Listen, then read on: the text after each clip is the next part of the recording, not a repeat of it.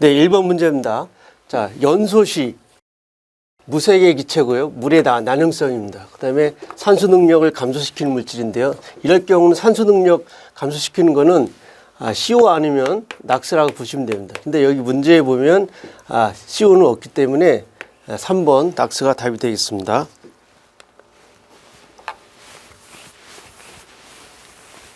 2번인데요. 2번은 이제 탄화수소에 대해서 설명인데 방향적 탄화수소라는 얘기가 있고 고체로 존재하고요. 그 다음에 대표적인 발암물질로 환경 호르몬입니다. 연소 과정에서 나온다라고 하면은 벤조피렌이 되겠습니다. 그래서 1번 벤조피렌이 답이 되겠습니다. 자, 3번입니다. CO에 대한 설명입니다. CO 같은 경우는 지구 위드별 분포로 보면 적도 부분에 최대치를 보이고 북위 30도 부분에서 최소치를 보인다고 했는데 사실은 CO 같은 경우는 장기간 영향을 미치는 것이 아니기 때문에 적도나 북위에서의 어떤 최소치, 최고치를 얘기할 수가 없는 부분입니다. 그래서 답은 2번이 되겠습니다. 자, 4번인데요. 4번 같은 경우는 하이드록시기를 포함하는 물질인데 보면은 이 벤젠고리에 벤젠고리 위에 있는 수소를 이렇게 하이드록시기 OH로 바꾸면 바로 이건 페놀이 되는 겁니다. 자, 그렇지 않고 이런 벤젠고리가 아니고 이런 벤젠고리 이외의 H를 하이드록시로 바꾸면 알코올류가 되는 거죠. 그래서 여기 보면 페놀류, 그래서 4번이 답이 되겠습니다. 자, 5번입니다. 입자상 물질의 측정 장치에 대해서 물어보는 거고요. 중량 용도 측정 방법입니다. 그래서 보면 캐스케이드 임팩트가 나왔다. 그러면 여기에 이제 3번에 다단식 충돌판 측정법이라고 생각하시면 됩니다. 그래서 다단식 충돌판 측정법의 대표적인 게 캐스케이드라고 생각하시면 되고요. 그래서 5번의 답은 3번이 되겠습니다. 자, 6번인데요. 6번 같은 경우 광화학적 산화제와 2차 대기오염 물질에 대한 설명인데 주로 PAN에 대해서 얘기를 하고 있습니다. PAN은 자주 출제가 되고 있는 거고요. 자, PAN은 PBM보다 100배 이상 통증이 강하다라고 하는데 그게 반대 방향입니다. 즉 PBN이 PAN보다 100배 이상 강합니다. 그래서 기억을 하실 때 우리가 A, B, C 이렇게 가듯이 A보다는 B가 강하다고 생각하시면 쉽게 이해할 수 있을 것 같습니다. 그래서 답은 2번이 되겠습니다. 네, 다음은 이제 냄새에 대한 설명인데요. 이런 문제도 자주 나오고 있습니다. 보면 채소 감지인지, 그 다음에 채소 인지인데, 그러니까 냄새의 존재를 느끼는 농도, 이런 경우를 우리가 감지한다고 얘기를 하고 있고요. 그 다음에 어떤 느낌의 냄새인지를 우리가 표현할 수 있는 시점, 이것을 인지한다고 보시면 됩니다. 그래서 감지할 수 있느냐, 인지할 수 있느냐인데 이 인지가 더 강한 농도를 나타나실 때 판단할 수 있는 거기 때문에 이번에 답은 4번이 되겠습니다. 채소 감지 농도, 그 다음에 채소 인지 농도가 되겠습니다.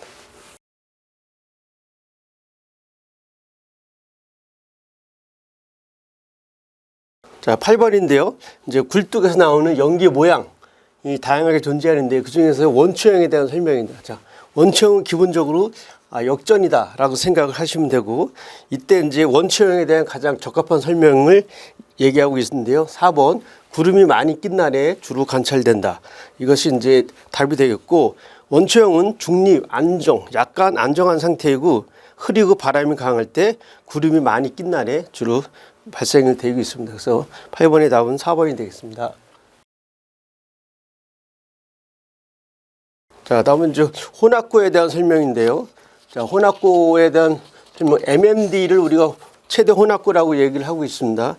그래서 최대 혼합구는 통상적으로 기억이 가장 낮으며 니은 시간 동안 증가한다라고 되어 있는데 기억은 일단 그 밤에 최대 혼합구는 낮습니다. 그리고 그 낮 시간 동안에 최대치를 보이고 있는데 보통 한 2km에서 3km, 그러니까 여기서 2000m에서 3000m가 되겠습니다. 그래서 답은 2번이 되겠습니다. 그러니까 최대 혼합구는 낮에 가장 높게 형성이 되고 밤에 가장 낮게 형성이 되며 그때 최대 높이는 2에서 3km가 되겠습니다.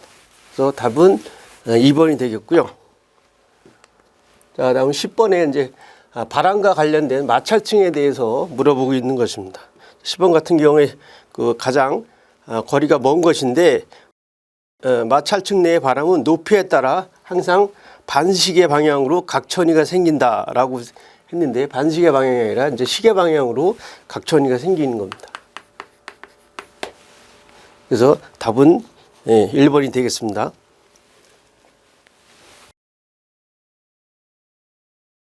11번 열섬 효과인데요. 열섬 효과에 대해서 옳지 않는 것은 라고 했는데 3번을 보면 도시의 지표면은 시골보다 열 용량이 적다라고 했는데 열 용량이 많은 거죠. 열 용량이 많아서 열 전도율이 높아 열섬 효과의 원인이 되는 것입니다. 그래서 틀린 답은 그래서 틀렸고요. 그래서 답은 3번이 되겠습니다.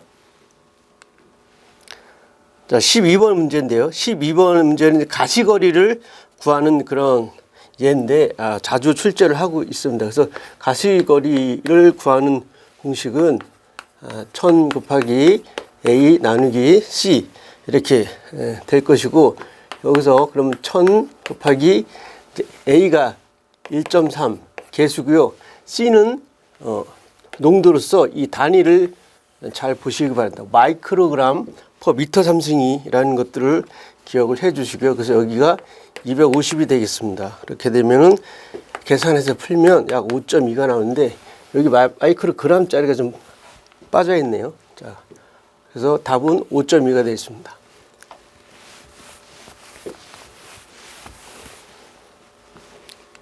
자, 13번 바람장미에 대한 설명인데요.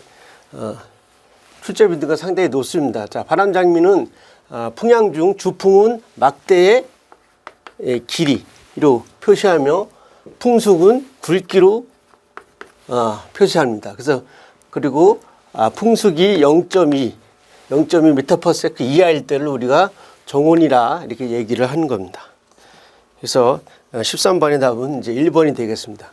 길이, 그다음에 길이를 길게, 그다음에 굵기 0.2m/s 이게 바람장미를 표현하는 방식이 되겠습니다. 자, 다음은 이제 14번 태양 상수에 대한 얘기입니다. 태양 상수 같은 경우는 이제 평균 태양 에너지를 구하는 문제가 나오는데요. 보통 이제 태양 상수 값을 우리가 S라고 얘기하고 이 지구가 받는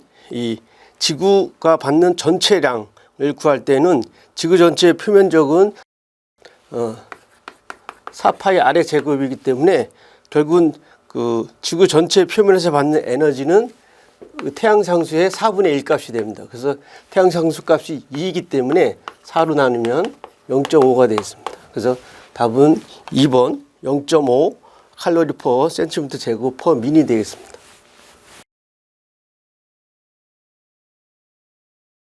자, 15번인데요. 자, 황화합물에 대한 설명입니다. 황화합물. 그러니까 전 지구적으로 해양을 통해 자연적 발생원 중 가장 많은 양의 화합물이 바로 DMS,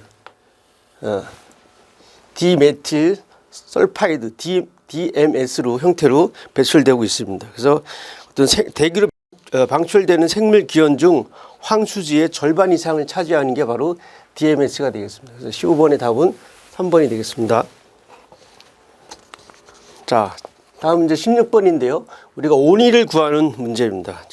온위를 구하는 문제는 여전히 이제 자주 나오고 있는데요. 그래서 세타를 온위로 표현하면 절대 온도, 그다음에 1000 나누기, 그다음에 기압, 그다음에 지수가 K-1 나누기 K가 되겠습니다. 그래서 여기에 대입을 하게 되면 여기는 절대 온도이기 때문에 여기가 섭씨 온도 5도니까 273 더하기 5 곱하기 1000 최초의 기압이 얼마입니까?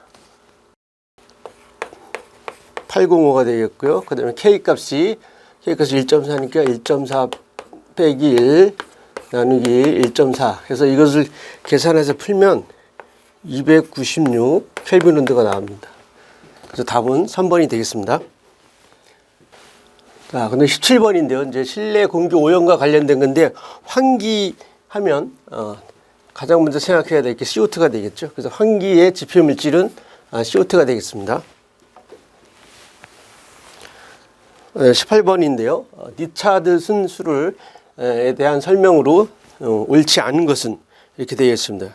자, 니차드 순수는 R로 표기되고 그다음에 GT는 이렇게 되는데 이게 아니라 이제 여기가 곱하기가 될 것이고 이게 분자가 온도의 어떤 차이는 맞는데 이 제곱이 아니라 밑에 이제 풍속의 제곱이 맞는 표현입니다. 그래서 보면 실질적으로 니차드 수를 구하는 공식을 보면 중력가스도 절대온도 그다음에 이 분자가 고도에 따른 온도 그다음에 분모는 고도에 따른 유속의 제곱입니다. 그래서 일반적으로 표현하면 이거 온도차라는 거죠. 온도차를 풍수차의 제곱으로 표현이 될 수 있는 겁니다. 그래서 잘못된 표현은 1번이 되겠습니다. 자, 근데 19번입니다. 19번은 이제 다이옥신에 대한 얘기고 강분해에 대한 얘기인데요. 다이옥신의 그 가장 효과적으로 분해되는 파장 범위는 외우시기 바랍니다. 250에서 340 나노미터가 되겠습니다. 마지막으로 20번 문제인데요. 대기오염 사건에 대한 얘기를 하고 있고요. 주오염원에 대한 얘기를 하고 있는 거고요. 여기서 바르게 짝지은 것은 무주계국 가장 최초에 생긴 거고 앙상가스가 맞습니다. 도쿄 요코하마 사건은 아직 미약인 물질입니다. 정확히 원인 물질이 뭔가 뚜렷하게 나타나 있지 않고요. 런던 스모그는 싹스하고 먼지가 되겠고요. 포자리카 같은 경우는 이제 황화수소가 되겠습니다. 그래서 가장 잘 맞게 짝지은 것은 미주계국 사건 앙상가스가 되겠습니다.